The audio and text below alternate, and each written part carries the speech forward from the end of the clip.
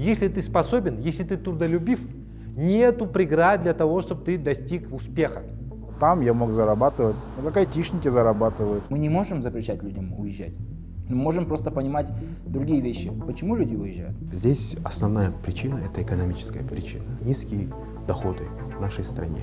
Больше всего страдают те страны, где очень маленькое население от утечки мозгов.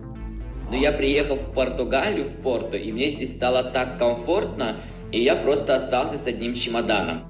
В октябре я проводил в Европу своего последнего друга детства. Я считаю, в этом ничего такого плохого нет. Надо уезжать, надо развиваться, смотреть. Да, многие уезжают из моих знакомых. И причины те же самые. А жизнь одна, она коротка. Но если тебя здесь не принимают, то поэтому люди ищут другие страны, где могут реализоваться. Я не потяну. Если я буду платить НДС, я буду отдавать всю свою прибыль и еще сверх того. Народ хочет платить налоги, но страх многих, наверное, что это уйдет не в то русло. Люди, в принципе, готовы платить налоги, они готовы демонстрировать политическую лояльность по отношению к власти, но только в обмен на эффективность.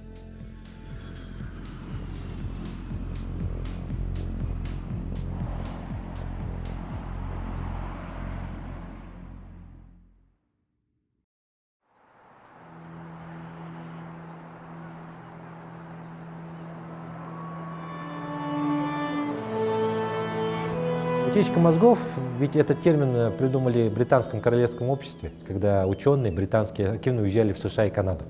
То есть многие страны с этим сталкивались.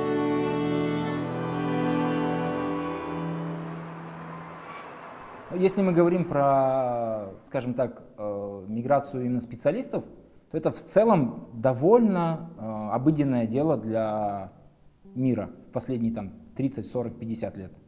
Это нормально, и это случается практически везде.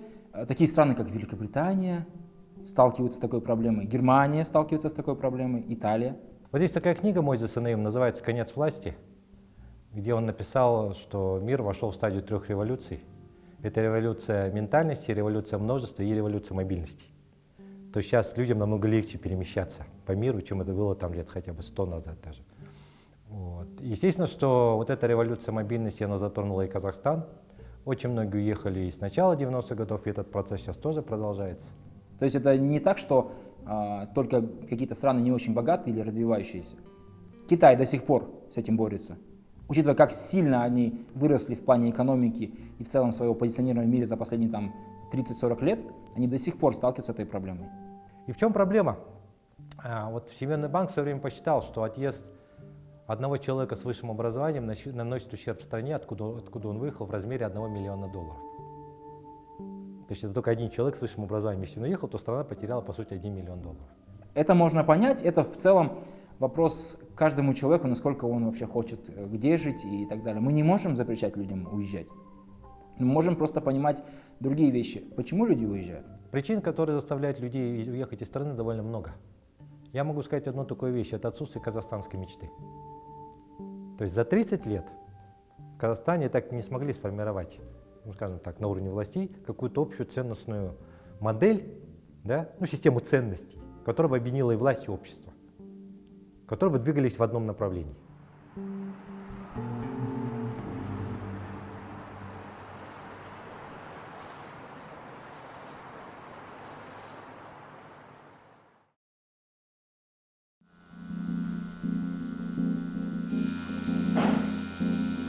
Меня зовут Каирхан, 30 лет исполнилось. В Америке прожил в общей сложности лет 5. Я вообще татуировщик. До отъезда в Америку я занимался только татуировками. Я с 16 лет, как начал колоть, я только татухами колол. И в Америке я занимался только татуировками.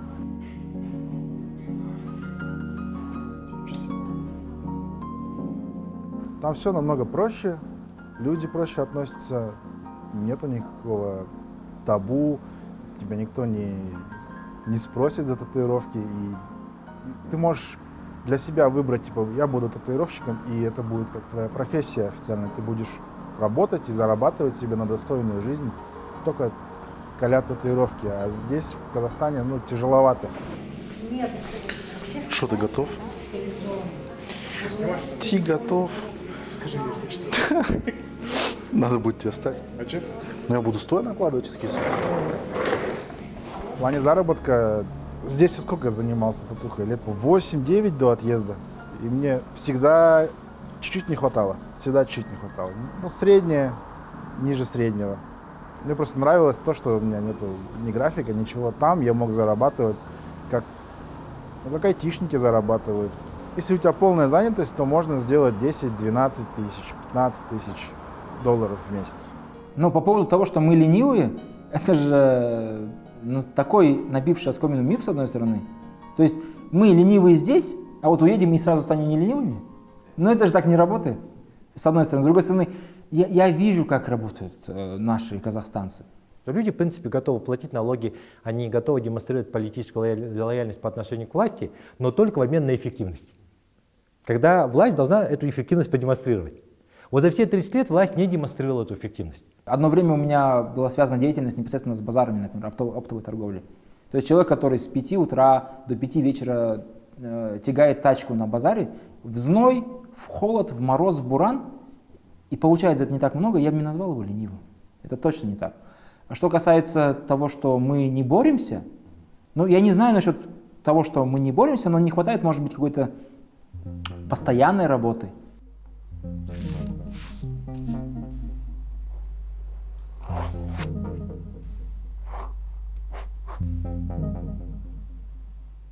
Но у меня не было такой прям особой причины, и я, когда мне говорят, вот ты уехал, люди пишут в комментариях, на самом деле я не уезжал, я просто расширил границы своей жизни.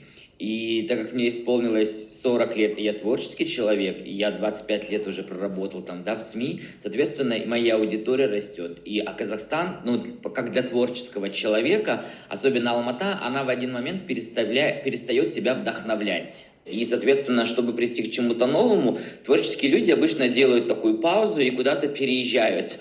И у меня было точно так же. Я поехал, но я приехал в Португалию, в Порту, и мне здесь стало так комфортно, и я просто остался с одним чемоданом.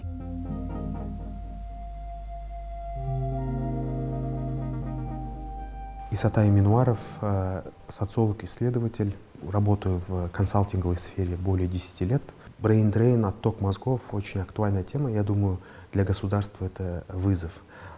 Как раз-таки по этой теме, я бы не сказал, что это малоизученная тема, но в СМИ и в целом в общественном политическом дискурсе данную проблему очень редко поднимают. Хотя, я думаю, нужно чаще говорить об этом, не только говорить, но и решать.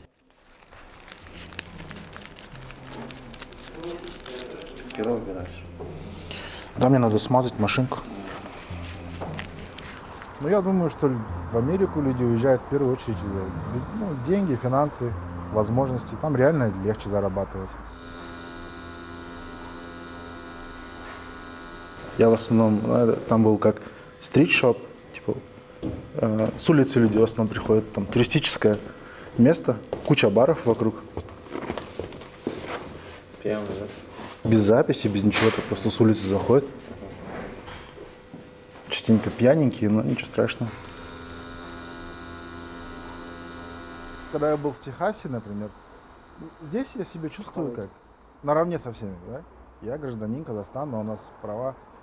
Может быть, мы все ущемлены чем-то, но мы все поровну ущемлены, правильно? А там каждый может тебе подойти в студию, к тебе зайти на рабочее место, что-то там покрыть тебя, то ли, матом. И ты должен это, по сути, стерпеть. Можешь на словах как-то там что-то ему объяснить, если он поймет. А он, там люди неадекватные.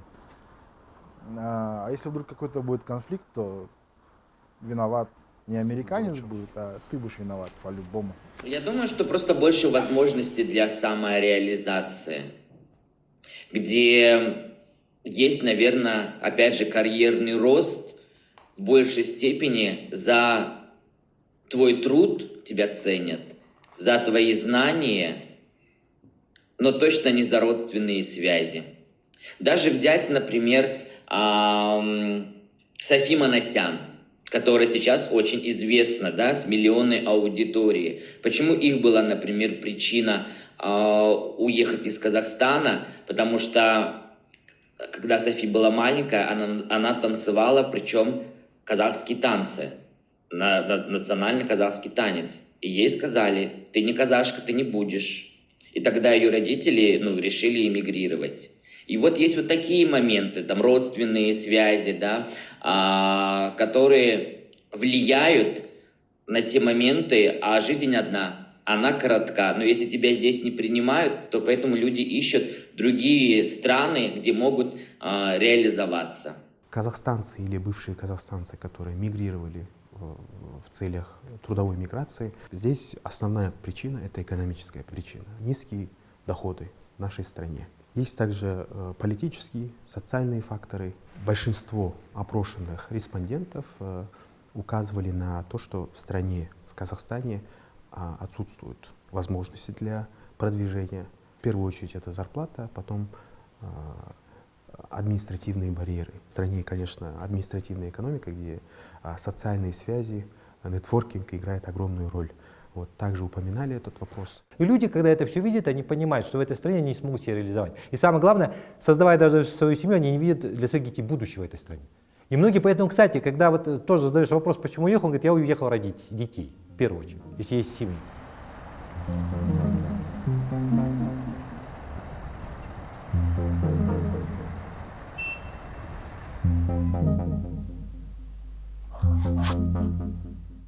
Дома в Казахстане у меня нет своего жилья. Я снимаю квартиру, я живу то в Алматы, то в Астане. Последнюю квартиру, которую я снимал в Казахстане, она стоила 350 тысяч тенге в месяц.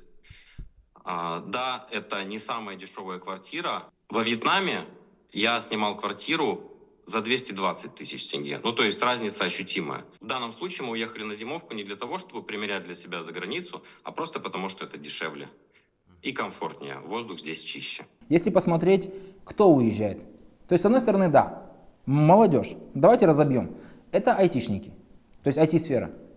Почему? Просто потому, что где-то больше возможностей. Здесь, например, не так сильно развита эта индустрия, здесь меньше возможностей, потолок намного ниже, чем есть, а впереди огромный мир. Если ты умеешь кодить или работать с этими всеми в этой индустрии, то ты добиться можешь многого, и там в целом даже знание языка не особо нужно. Мы видим огромное количество примеров, где люди добиваются хороших результатов и за границей, именно что касается IT. Еще один из знакомых, кстати, вот мы недавно книгу делали «Как оседлать единорога» с айтишниками, да, вот, которые нашими казахстанскими парнями, девушками, которые в мире работают в разных техногигантах, от Google, там, LinkedIn, Booking. Так вот, один из людей, который с нами эту книгу делал, он тоже недавно уехал в США с семьей, потому что он работает в сфере IT, в Кремниевой долине. То есть я знаю, это только небольшое количество тех людей, которые я перечислил. Да, многие уезжают из моих знакомых, и причины те же самые.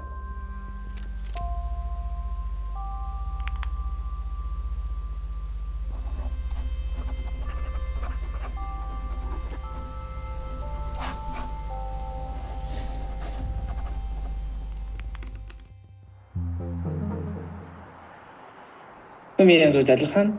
Сейчас нахожусь в Эстонии, разработчик ПО, software engineer. И где-то тут нахожусь с июля прошлого года, где-то больше полугода. В Казахстане тут, в принципе, работал как разработчик ПО, в основном на аутсорсе. Тут зарплаты повыше. Middle, senior, может быть, от 3000 и выше евро. Соответственно, после налогов, может быть, не сильно, но зарплата отличается. В Казахстане перспективы были, но я хотел именно более международный опыт, чтобы понять, как это везде работает, и увидеть разницу именно в менеджменте или в разработке. Если в Казахстане, в принципе, технической части там, хорошо, разработчики знают, чаще всего не хватает именно левела менеджмента. Потому что, может, индустрия молодая, и есть такое непонимание, как должно IT работать и как нужно это планировать. В октябре я проводил в Европу своего последнего друга детства. Он уехал с супругой и с детьми. Блестящий профессионал, он занимался безопасностью, видеонаблюдением. Он уехал в Западную Европу. И получается, что это был последний мой друг детства, который оставался в Алматы. Все остальные эмигрировали уже задолго до.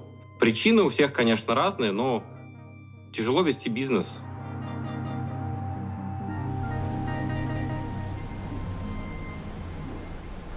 Меня зовут Жанибек, мне 31. Родом я из Казанинской области, из поселка Щеля.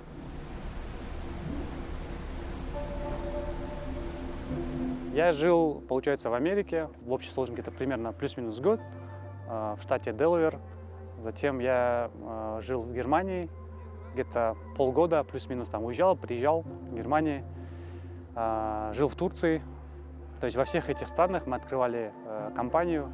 В каких-то штатах, вот в штате Делавэр мы, по-моему, были единственными казахами, которые открывали там компанию. У меня супруга, она занималась тем, что она выкупала товары для детей своих, ну, для наших детей, всякие вещички с интернет-магазинов. И начала потом она делать на заказ моим там, друзьям, там, еще кому-то, коллегам своим. И зарабатывал на этом. То есть это называется байерство, сейчас очень популярно, тогда это не было популярным. Вот. И клиенты постоянно жаловались ей на доставку. Потому что она выкупает быстро, но именно логистические компании очень долго доставляли, ну и дорого, соответственно.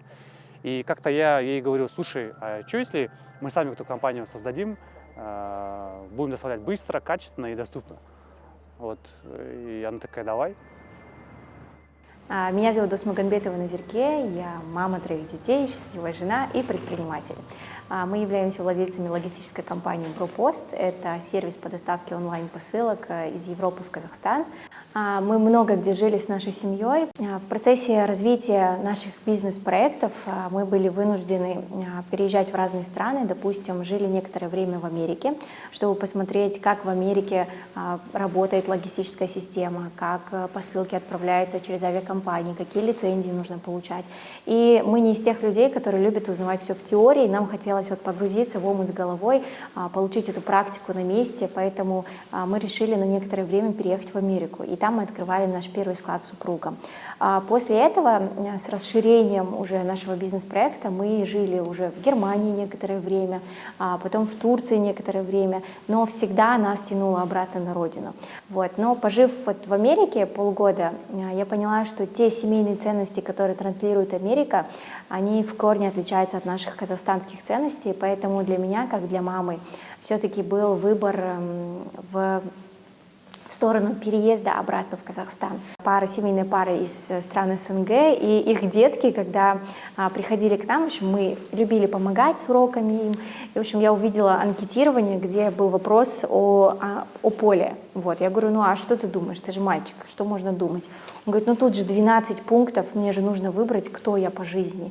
И тут для меня мне такое щелкнуло в голове, что есть 12 выборов пола. То есть девочка, мальчик и еще 10 вариантов. То есть что они пытаются дать молодому поколению. У ребенка был 3 класс, то есть это совсем малыш. Совсем малыш, и вот 3 класс.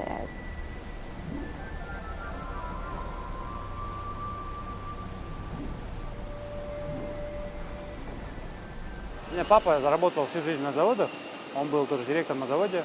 И маленьким он брал меня с собой, показывал, и у меня вот с детства, наверное, сохранилось вот это, и мне всегда хотелось быть причастным именно, что-то хотелось производить мне. Вот, поэтому по воле Всевышнего как бы все так оказалось, что сейчас руковожу вот таким вот заводом в удовольствие. Я жил в Москве, я учился в Москве, университет там закончил, Московский государственный университет имени Ломоносова, Мехмат. Многие мои, скажем так, одногруппники остались в Москве, кто-то уехал дальше, на Запад, в Америку. И, знаете, спустя, наверное, 10 лет кто-то из них стал там Data Science, ну, начал возглавлять там Data Science или IT-департамент в национальной компании в Казахстане. Кто-то стал вице-министром у нас здесь. То есть ребята поехали в Америку, поехали там в Европу, в Корею, научились, в той же России, допустим, научились. Приехали сюда классными специалистами, и многие компании создают для них большие условия. Если не ошибаюсь, 40 тысяч или там 50 тысяч человек уезжают постоянно. Не знаю, сколько приходит при этом, может, приходит больше, но уезжают. Наверное, их тоже можно понять, этих людей. Я считаю, в этом ничего такого плохого нет. Надо уезжать, надо развиваться, смотреть. Но все же, в конце концов, через лет 5, 10, 15, эти люди, многие из них возвращаются. То есть почему-то никто не отслеживает, сколько из них потом возвращаются. Пройдя вот этот социальный лифт и занимают комфортные позиции, я думаю, что вряд ли они будут возвращаться в Казахстан. Но если только под старость лет, там, умереть на одной земле. Это вообще очень интересно по миру, давно наблюдается, именно в развивающихся странах, это медицина. Врачи уезжают очень сильно. Потом не только у нас, они уезжают из африканских стран, они уезжают из азиатских стран, постсоветские страны в целом, и даже посткоммунистические, они уезжают очень сильно. Понятно почему, да? Вопрос, статус врача, ну какой он? То есть люди, у которых уже есть высшее образование. То есть люди, которые имеют определенную мотивацию. И они не боятся уехать. Очень мало людей, которые как бы, ну, из рабочих специальностей. Но причин много. В том числе перечины связаны с финансами. Да? Понятно, что куда-то нужно ехать, нужно иметь какую-то финансовую базу хотя бы. В позапрошлом году, помните, да, декларирование. То есть каждый должен задекларировать все, что у него есть. Сейчас обсуждают, и, по-моему, уже чуть ли не подписали, да, вот этот закон о том, что НДС теперь платят ИПшники, у которых оборотка, ну, не такая большая. Больше всего страдают те страны, где очень маленькое население от утечки мозгов. То есть где большое население, там, по крайней мере, можно как-то это компенсировать, да? Вот, как Индия, например, там, Китай и другие страны. У нас очень маленькое население, всего 20 тысяч миллионов. И потеря каждого специалиста для Казахстана — это трагедия. Я постоянно в сети, вот, допустим, даже я вот сейчас стримлю в ТикТоке, и у нас вот каждый день идут дискуссии на эту тему, и подключаются разные люди, айтишники из Казахстана, которые живут там, не знаю, в Германии работают, кто-то в Польше, я сам ездил в Штаты, и в Гугле, и в Инстаграме, и в Фейсбуке, везде работают люди из Казахстана. Если говорить про там, сверхдержавы типа Индии или Китая, они до сих пор с этим сталкиваются, но учитывая их там внутренние программы и реформы, направленные на возвращение специалистов или на уменьшение оттока, они довольно, скажем так, действенные. Но это огромные страны, это многомиллиардные инвестиции во все эти сферы жизни, которые необходимы просто. Мы, возможно, себе не можем позволить. Есть меньшие примеры. Есть меньшие примеры, скажем, там Корея, есть там Израиль, есть Эстония, что нам ближе к нам, или Польша, например, да? В Португалии такая же проблема, так как сами португальцы, они получают европейское образование, у них европейский паспорт, соответственно, они едут, когда после завершения учебы, они едут на работу во Францию, либо в Швейцарию, либо в Германию, где зарплата намного выше. Здесь, например, средний прожиточный минимум 870 евро, и зарплата там 1500 евро, то в Германии, во Франции это намного больше для них. У них нет проблем с документами, да. Но, соответственно, кто-то же должен здесь работать, там, не знаю, в сервисе, в Uber, в ресторанах, поварами, возможно, врачами, там, дантистами, я просто сам ходил. И сюда приезжают бразильцы. Буквально на днях я разговаривал со своим приятелем из Алматы, у него небольшой бизнес, и он говорит, если подпишут этот законопроект, он говорит, я просто закрою бизнес, потому что я не потяну.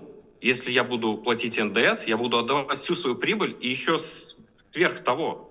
Он говорит, а другого я сейчас чем-то другим заняться не могу, потому что последние годы я все свои силы направлял в этот бизнес, я развивался профессионально в этой сфере. Но сейчас я вынужден буду закрыть это. И сейчас я думаю, что тысячи ИПшников, тысячи предпринимателей думают так же.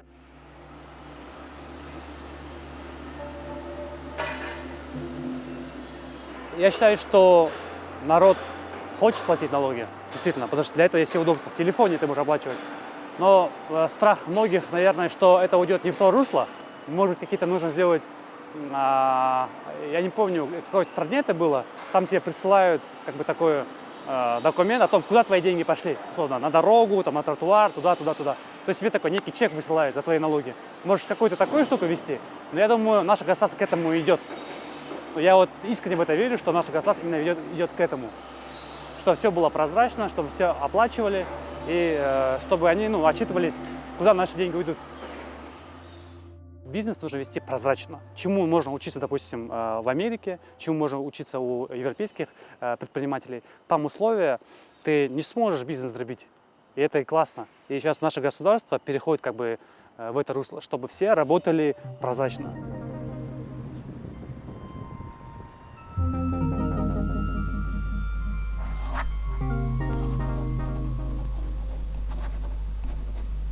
Раньше были, у наших соседей, например, у Узбекистана был такой институт, как АВИР. Что это такое? Это внутренняя виза. Ну, то есть представь, чтобы уехать, тебе не только нужна виза, там, условно, шенгенская или там в США, тебе нужно пойти в министерство, там, или в МВД, или куда еще, в миграционку, получить визу, что государство разрешает тебе уехать. Они отказались от этого лет, наверное, 10 назад, но оно очень долго было. Но знаешь, к чему мы сейчас пришли? Что на самом деле у каждого в Казахстане, у нас сильно раздробленное общество. У них есть своя мечта какая-то, отдельная, она не объединяется вместе. Например, у многих во власти какая мечта? Чтобы у нас все было, но нам ничего за это не было. В 90-х в целом был такая двойственная ситуация, что был, с одной стороны, большой пессимизм у части населения, потому что закончилась эпоха, Советский Союз распался. Теперь казахское национальное государство начало набирать силу, и некоторые боялись, что будет дальше. У другой части какая мечта? Ну это вот как название одного фильма, еще в 70-х годах был такой фильм, называется «Мир хижин, война дворцам». То есть это в основном люди, которые бедные. Они считают, что если как бы, выровнять все это, да, и как бы разобраться с богатыми людьми, то тогда реализуется их мечта. У третьих какая мечта? Реализовать себя как профессионал, но они видят стеклянные потолки везде, сталкиваются лбами и понимают, что это они могут реализовать только в другой стране. То есть, с одной стороны, это полная безнадега с точки зрения финансов, то есть экономическая ситуация была ужасная, б, институты не работали, с, как будто бы все, что ты знал, все, к чему ты был привык, оно уже не имело смысла, новые правила игры, и не все могли себя найти в этом, и не все хотели рисковать. То есть получается, что у каждого в Казахстане есть свое представление об этой мечте. И они многие конфронтационные представления, они не объединяются вместе. И поэтому мы видим такой сильный разрыв внутри казахстанского общества.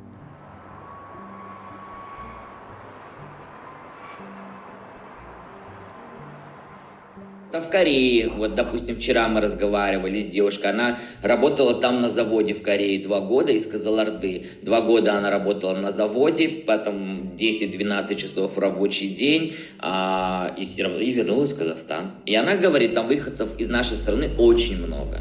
Очень, которые остаются нелегально. Раз люди туда едут, значит, они не могут найти работу оплачиваемую, хорошую в стране. А уже просто любовь к родине, не знаю, я патриот, никуда не уеду, наверное, уже не работаю. Идеология, возможно, также слабовато.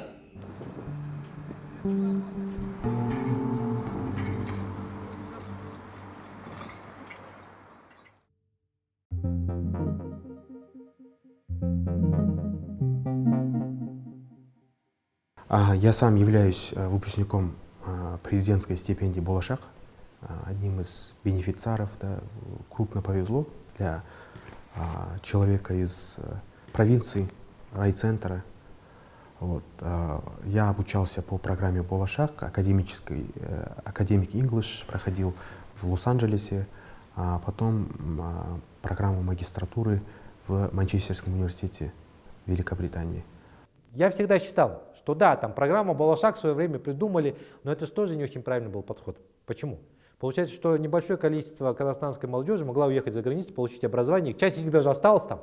Какая-то вернулась, но не все работали потом, да, там в регионах, особенно как предполагалось. То есть кто-то чиновником стал, кто-то ушел в нацкомпании, нет. То есть эта программа себя не оправдала. Я думаю, что в чем была ошибка? Мы внутри страны не стали развивать внутри казахстанскую конкурентоспособную систему образования. В целом я лично вижу положительный эффект. Люди, получившие разные степень магистра, доктората, то есть особенно в медицине это проявляется, в госаппарате, да, в квазигоссекторе. Есть и люди, которые предпринимательством занимаются. В целом «Болашак», я думаю, это слово подтвердят другие эксперты, я уверен. Один из самых успешных проектов нашей страны. Бренд, которым можно гордиться. Человек заканчивает школу И у него становится вопрос, где учиться? Есть хорошие вузы в Казахстане, наверное, на пальцах 2 рук можно их пересчитать, вот где прям очень-очень хорошие. Есть возможность за границей. Сейчас еще дистанционное образование, и в целом этих возможностей просто безграничны. А потом человек куда идет? Вот закончит кто-то Гарвард или даже Назарбаев университет, любой серьезный вуз мировой. Что дальше с ним? Он будет что, делать ксерокопии для Баке? Возить жену таке? Или там кофе делать для саке? Вот этот вопрос, где они упрутся, куда дальше идти? В Южной Корее в свое время такую же программу придумали, как Булашак. Но они же внутри страны провели реформу южнокорейской системы образования, чтобы корейские университеты поднялись на очень высокий уровень. И получается, что у граждан Южной Кореи, у молодых людей и девушек всегда есть выбор. Учиться в Корее и при этом получить высококлассное образование, либо ехать за границу. И при этом ты будешь иметь равный стандарт образования, качественный. У нас же до сих пор вот это идет дисбаланс. Мне мой профессор в Москве, Сергей Владимирович, он всегда говорит одну вещь. Жанибек говорит, ты должен научиться по окончании университета что-то делать. Что ты должен делать? То есть уметь считать какие-то расчеты проводить, либо должен уметь там что-то руками делать, ну неважно. По сути, люди у нас выпускаются с университетов, там, я сейчас не говорю за всех, но в целом люди выпускаются в никуда условно. И всегда хотят там, пойти на какую-то там, должность, сразу хотят там, генеральным директором быть, там, начальником быть. Я все-таки считаю, что надо начинать именно с нуля. Не важно, ты закончил там Булашак, ты закончил там не Булашак, не по Булашаку, или там местный вуз закончил. Все нужно делать, уметь руками, снизу, ну, как бы до верха, я всегда так думаю. Поэтому, а работы, я думаю, в Казахстане хватает. То есть я не верю в такую историю, что работы в Казахстане нет. Почему? Потому что вот у меня прямо сейчас 10 вакансий висят. Я ищу условно логиста уже 2-й месяц. Логист, зарплата, ну, хорошая. Почему Назарбаев университет есть? Чтобы хоть кто-то оставался здесь, получая хорошее образование, то есть не отправлять. И это работает, они действительно делают отличную работу. Поэтому если мы не хотим потерять будущее поколение, оно уже растет. Опять же, вот в чем особенность этого поколения? Я уже говорил в начале, революция мобильности. Да? Для поколения, например, ладно, зумеры, миллениалы, альфа. Сейчас новое поколение растет, даже после альфа. Да? Для них, по сути, социальные сети объединили весь мир. То есть для них как бы нет понятия как бы вот такого местечкового. То есть для них весь мир — это дом. Поэтому у них нет границ. Если они почувствуют, что в другой стране там они видят больше возможностей, они легко сорвутся и уедут. У них ничего абсолютно уже сейчас не сдерживает. У них нет каких-то страхов по поводу этого. Если мы в стране не создадим условия, чтобы мы здесь оставили этот человеческий капитал, то тогда в течение уже десятилетий мы можем потерять даже будущее поколение, которые еще даже не родились.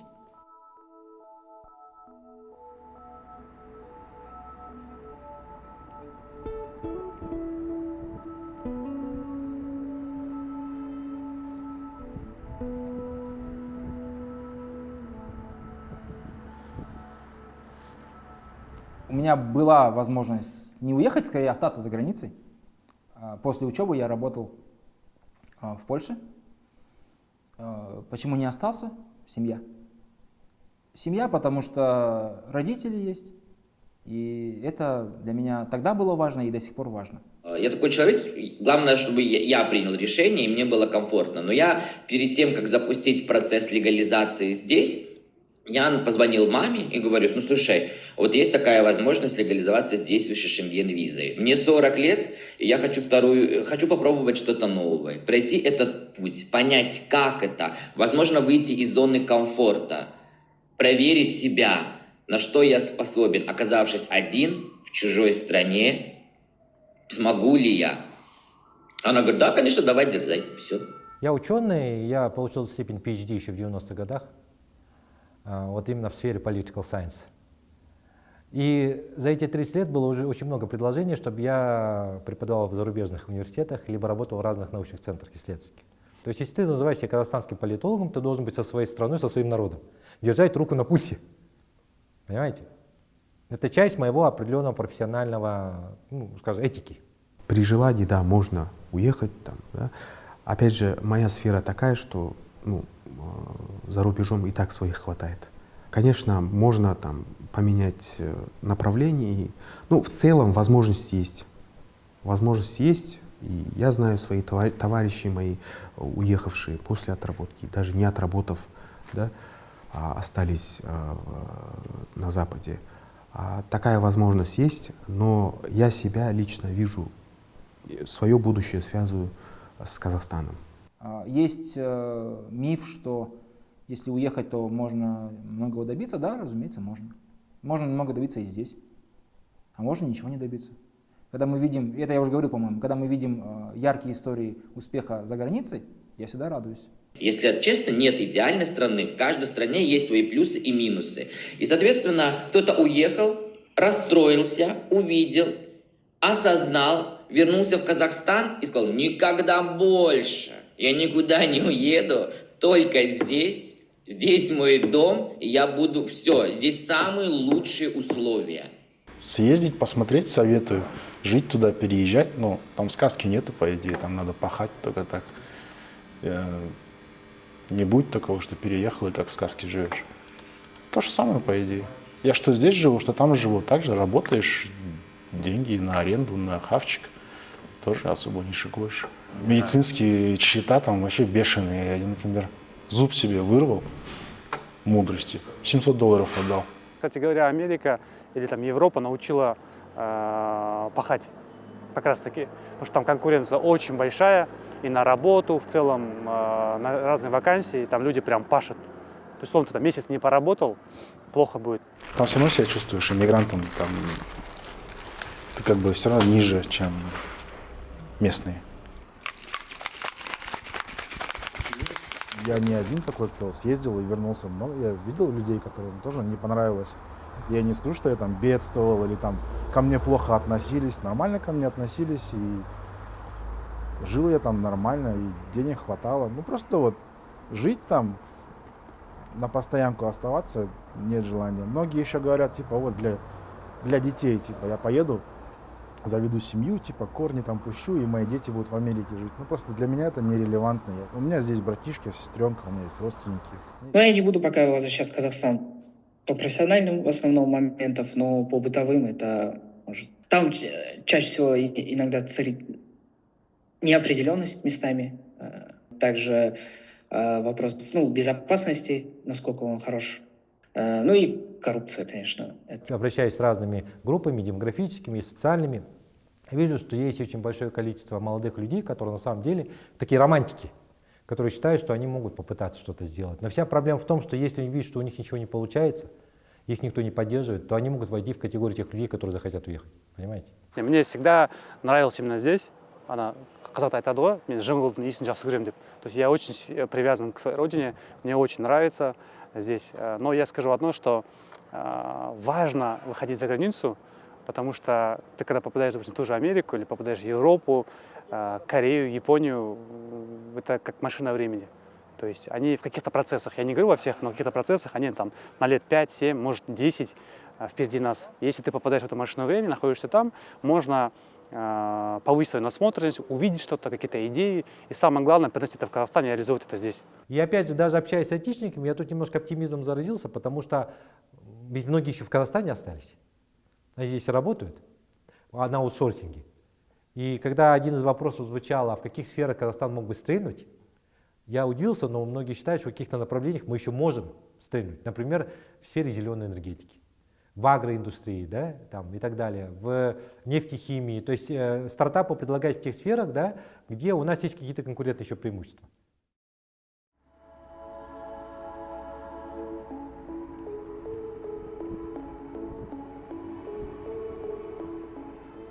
Я думаю, что, знаешь, в основе казахстанской мечты самое важное, знаешь, важное слово, которое могла бы лежать, это справедливость. Важный момент. Почему? Потому что когда существует ощущение справедливости, то тогда нейтрализуются все негативные факторы. Политическая справедливость, экономическая справедливость, справедливость с точки зрения вознаграждения за твой труд. То есть тебе платят не за то, что ты чей-то родственник, а потому что ты талантливый человек. Одно слово – справедливость. Многие хотят эту справедливость получить, понимаете? Когда оно отсутствует, то тогда ни одна схема не будет идеологической работы. Поэтому в основе казахстанской мечты должна лежать вот это ощущение справедливости. Вот когда говорят американская мечта, ведь американская мечта, она именно связана с тем, что там каждый способный человек может достичь своей мечты. Я думаю, казахи равно трудолюбивый народ. Это вот моя мечта. Ну, наверное, не мечта, а цель, скорее всего. Ну, невозможно, если наш народ не был бы трудолюбивый, вот такой территории держать сколько веков, сплоченно, вместе трудиться. Ну, как бы вот у меня такая идея. Я уверена, что нашей молодежи сейчас нужно пахать, работать 24/7 во благо, в первую очередь, себя, во благо своей семьи и уже как следствие во благо государству. Поэтому у нас сейчас есть энергия, кто, если не мы, будет работать. Я когда захожу в какие-то госструктуры и вижу взрослых людей, и когда ты им предлагаешь какие-то новые идеи, давайте полностью поменяем логистическую систему там, с Америкой, у них глаза не горят. Но у нашей молодежи горят, они хотят менять систему. Поэтому я считаю, что у нашей молодежи 24/7 пахать без выходных, работать, набираться вот этих вот знаний, опыта и внедрять это потом в Казахстан. Поэтому, в общем, я за то, чтобы быть трудоголиком, много работать, много зарабатывать. Опять же, сегодня мы говорили про Дениса Тена. Для многих людей, которых я знал именно вот из алматинской тусовки, так назовем, это стало таким открытием, что вот тебя могут в центре города, не важно, сколько ты там знаменитый и тебя там любят, граждане Казахстана тебя могут убить. А потом были события хантарские. Для многих это было звоночком. То есть вопрос, окей, я потерплю, да, я родился здесь, я как-то привык, а ты хочешь, чтобы дети так жили? Вот такой вопрос, самый простой. Учитывая статистику изнасилований, учитывая статистику нападений на женщин, например, ты хочешь, чтобы твоя дочь здесь жила? Вот ты можешь сказать, что с ней будет все нормально? Поэтому я никогда не осуждаю людей, которые уезжают. Казахстанская мечта – это ведь долгоиграющая идеология. Она создается на века. Она не может меняться каждый год. Если эту казахстанскую мечту мы здесь, в Казахстане, не создадим совместными усилиями, ее отсутствие приведет к тому, что мы потеряем, опять же, еще большое поколение, еще большое количество молодых талантливых людей.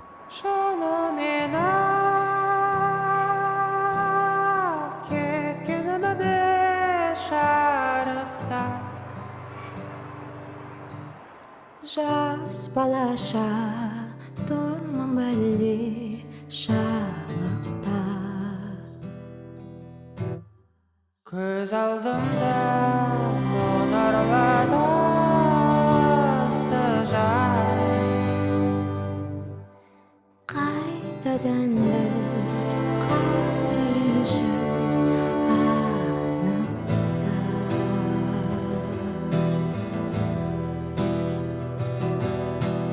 Бір кездері секілдедік алыптау, биік төбе аласарып қалыптау.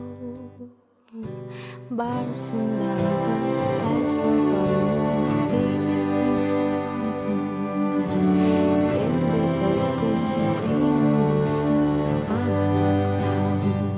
Көрген сайын көңіл кіріп шалар әркімнің туған жері бар шығар, бірақ маған сенсіз әлем тар шығар. Сағынышым ыстық жас боп тамшылап, туған жерім сағынышым сарғайған құстай ұшып, елім саған жалғайды жібек желім, еркелетіп елікті жылы леппен сүйіп жатыр мұндайда.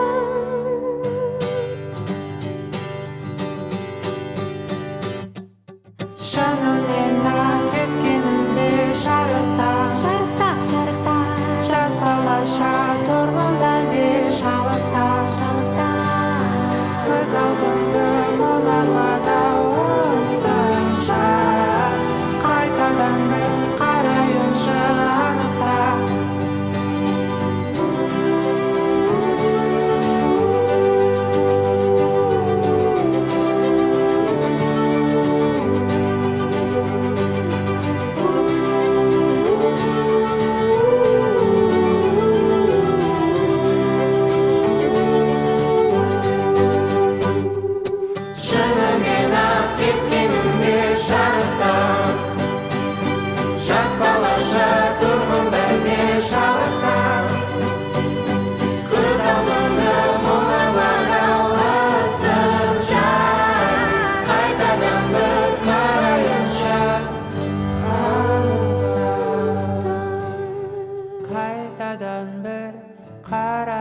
shot.